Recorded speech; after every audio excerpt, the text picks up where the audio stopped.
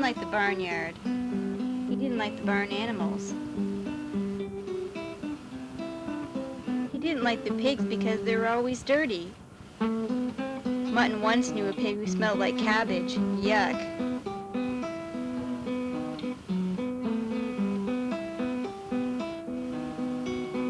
He didn't like the chickens because they looked stupid and they had wings but couldn't fly. Dumb birds.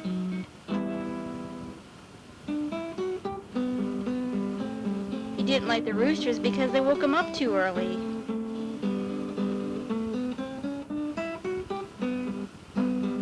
He needed his beauty sleep. The horses were too big and were bullies. The horse kicked him back at his last farm. He wished Farmer Mike would get rid of all of them. The cows chewed their cud.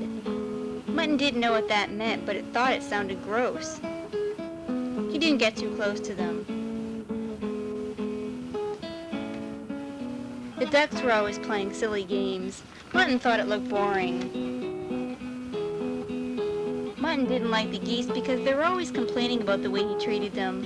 He didn't think there was anything wrong with the way he'd pull out a feather when he'd go by. He was sure it didn't hurt that much. He wasn't too fond of Farmer Mike because he wore funny clothes and sat in the barnyard and made up poems. Mutton didn't like poetry. Mutton thought he was better than all the other animals, and each day he tried to prove it. Every day he ate alone, and he never spoke to the other animals. They talked about stupid things. Every day he told Douglas Duck how he grew up in a big field in New Zealand.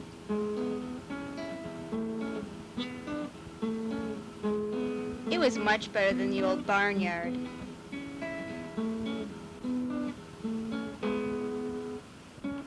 Douglas just nodded. Every day he tried to be bossy and tell Chapman Chicken what to do, but Chapman was always listening to his Walkman.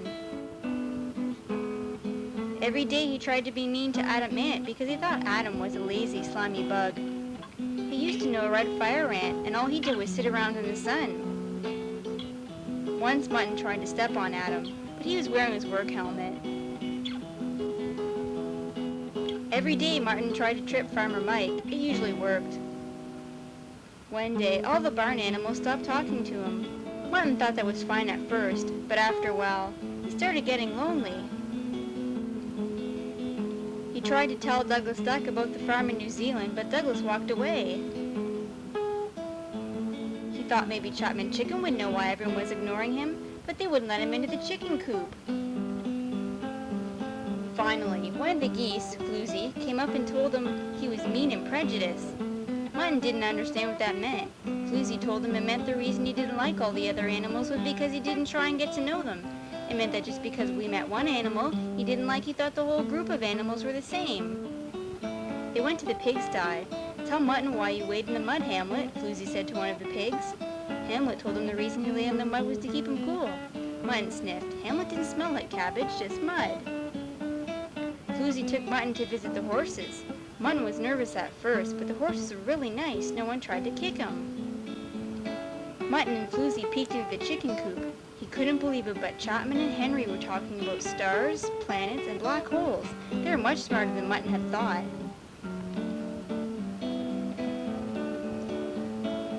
Rippling Rooster came up and said he was sorry he woke Mutton up every morning.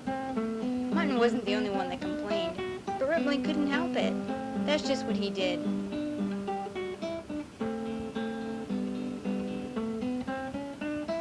He gave Mutton a pair of earplugs and told him he would never be woken up early again.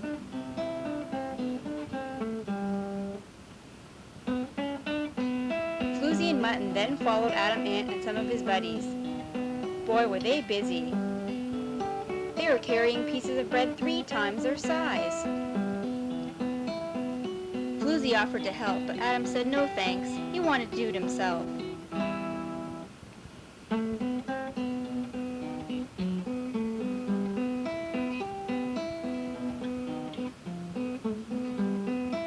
Next, Floozy got Farmer Mike to come over and read one of his new poems to Mutton.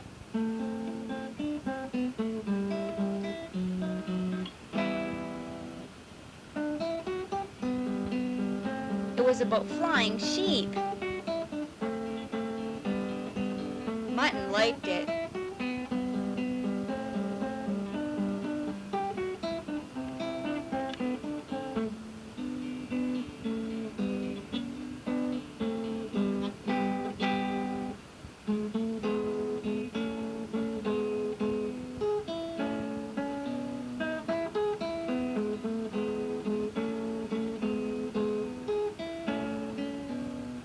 He wondered if all of Farmer Mike's poems were that good. He never really listened before.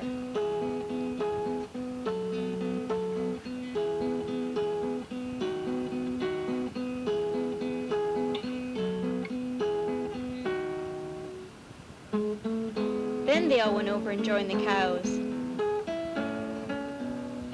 Bessie explained what chewing her cud was, and Mutton realized he chewed his cud too.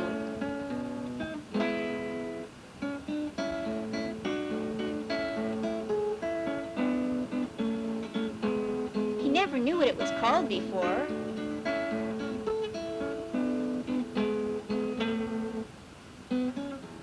Afterwards, Douglas Duck asked Mutton and Floozy if they wanted to play baseball. Mutton had never played a game with the ducks before, but he wished he had because it was so much fun.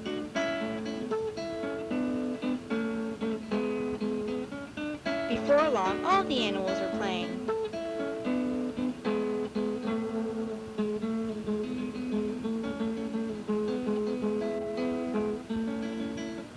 Suddenly, Floozy got hit over the head with the bat.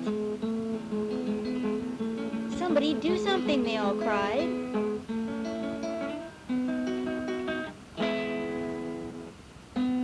Mutton had taken a class in first aid. He fixed up Floozy.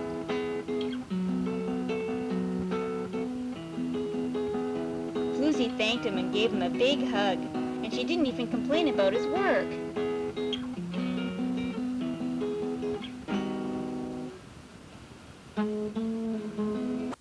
They continued the game.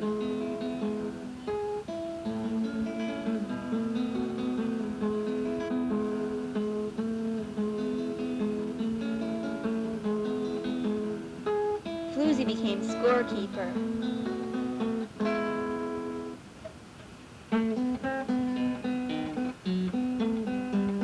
Mutton began to notice he actually really liked the animals now. He never really knew them before. He thought they were all yucky or stupid just because the animals he didn't like looked like them. That night, Mutton left the earplugs under his bed. And in the morning, when he was woken up early by the roosters, he smiled.